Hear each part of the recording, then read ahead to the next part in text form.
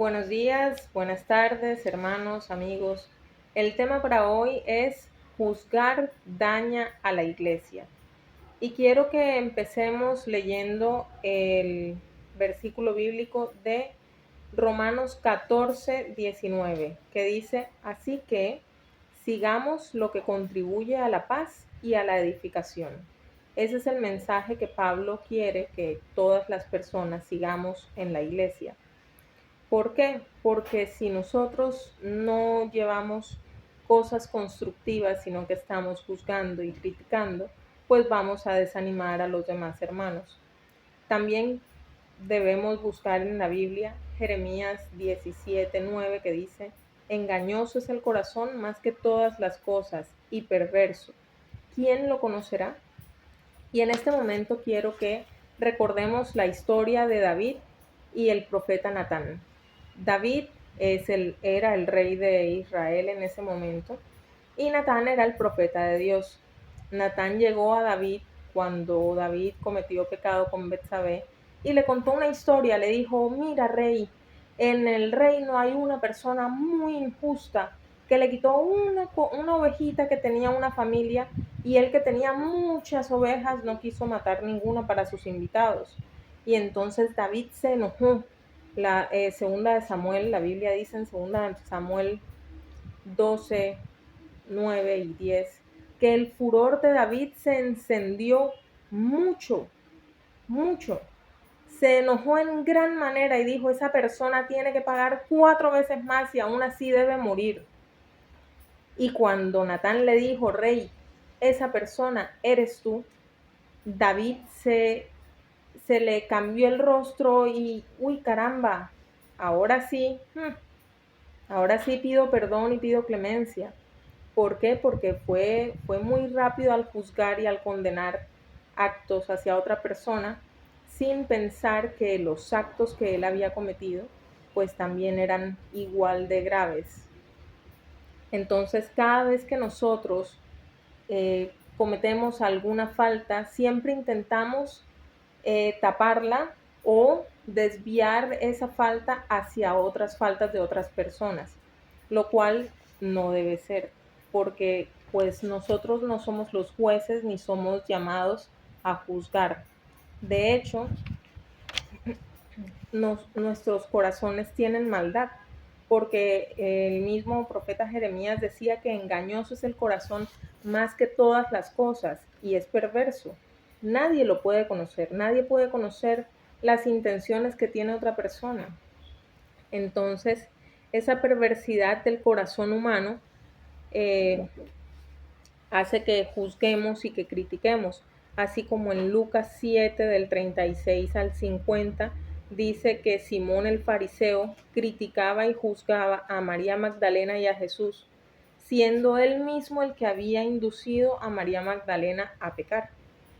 Entonces, muchas veces nosotros criticamos y juzgamos y damos juicios y condenamos a personas cuando nosotros no nos vemos nuestras propias faltas o nuestros propios pecados.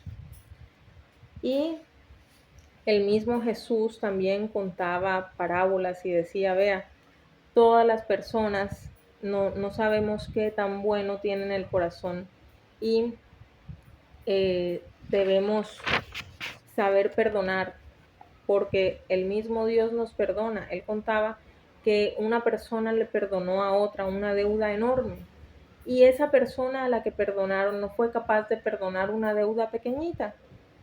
Entonces, deberíamos nosotros también saber perdonar porque todos cometemos errores, todos cometemos faltas, todos tenemos pecados, todos tenemos derecho también a arrepentirnos y no a que nos juzguen y nos critiquen. Porque cuando juzgamos a otros, nos estamos condenando a nosotros mismos. Quizá nosotros hacemos cosas peores que esa persona o que ese acto que estamos criticando.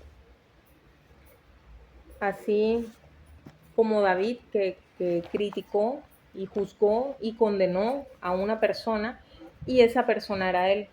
Seguramente si David hubiera sabido que esa persona era él, no hubiera dado ese juicio tan apresurado y condenar a muerte a una persona. ¿Por qué? Porque cuando nos están juzgando a nosotros, ahí sí, no, ahí sí hay que coger con calma, ahí sí no podemos juzgar tan duramente. Pero cuando es otra persona, juzgamos, criticamos y condenamos a esa persona.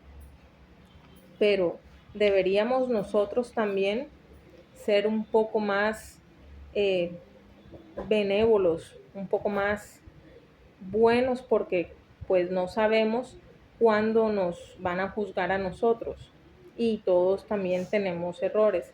Y quiero que leamos Romanos capítulo 14, versículo 10 y versículos 12 y 13, que dice: pero tú, ¿por qué juzgas a tu hermano? ¿O tú también, por qué menosprecias a tu hermano? Porque todos compareceremos ante el tribunal de Cristo. De manera que cada uno de nosotros dará cuenta a Dios de sí. Así que ya no nos juzguemos más los unos a los otros, sino más bien decidid no poner tropiezo u ocasión de caer al hermano. Aquí podemos ver que quien juzga es Dios, no nosotros. Nosotros no debemos juzgar a nadie, porque esa tarea le corresponde únicamente a Dios. Y el bienestar de una iglesia es el resultado de todo el bienestar individual de cada uno de sus integrantes. Entonces, si una persona está mal, pues toda la iglesia está mal. Si una persona critica a otra, pues va a hacer que esa otra persona que está criticada se debilite un poco más en la fe. Eso es como cuando hay un accidente y hay un herido. Cuando hay un herido, no podemos ir y terminar de herir a esa persona. No, vamos, lo socorremos, lo ayudamos hasta que llegue a un centro asistencial. Igual en la iglesia, cuando hay una persona que comete una falta o que está cometiendo algún pecado o algún error, no podemos llegar a criticar, a juzgar, a condenar, porque lo que vamos a hacer es terminar de apartarlo de la iglesia. Lo que tenemos que hacer es ayudarlo, ayudar sin juzgar, sin criticar, porque esas críticas y juzgar lo que hace es que las personas o se alejen o se enfríen y sientan apatía hacia la iglesia. Entonces, debemos primero juzgarnos a nosotros mismos, porque la iglesia no gana nada, nada juzgando, juzgándonos entre miembros. Al contrario, perdemos miembros, perdemos la hermandad, la amistad y todas esas cosas. Es imposible no dañar a la iglesia al criticar y juzgar a una persona, ya que el bienestar de una iglesia es la suma de todo el bienestar individual de cada uno. Entonces, cuando juzgamos y criticamos a una sola persona, ya estamos afectando a la iglesia entera. Y quiero que leamos una parte de Elena de White del libro Consejos para la Iglesia, página 319, que dice: si todos los que profesan ser cristianos empleasen sus facultades de investigación para ver qué males necesitan corregir en sí mismos, en vez de hablar de las faltas ajenas, habría una condición más sana en la iglesia. Y también deberíamos nosotros ser más cuidadosos al momento de decir cosas para no herir a las personas. Y otra parte que dice también en el libro Consejos para la Iglesia, página 313, dice: entre algunas especies de animales, cuando algún miembro del rebaño es herido y cae, sus compañeros le asaltan y despedazan. El mismo espíritu cruel manifiestan ciertos hombres y mujeres que se llaman cristianos. Hacen gala de un celo farisaico para aparentar otros, para aparentar a otros menos culpables que ellos mismos. Hay quienes señalan las faltas y los fracasos ajenos para apartar de sus propias faltas y fracasos la atención, o para ganar reputación de muy celosos para Dios y para la iglesia. Hermanos, deberíamos nosotros quitarnos la toga y entregar el martillo al verdadero juez. No somos nosotros nadie para ocupar el cargo y el puesto de Dios.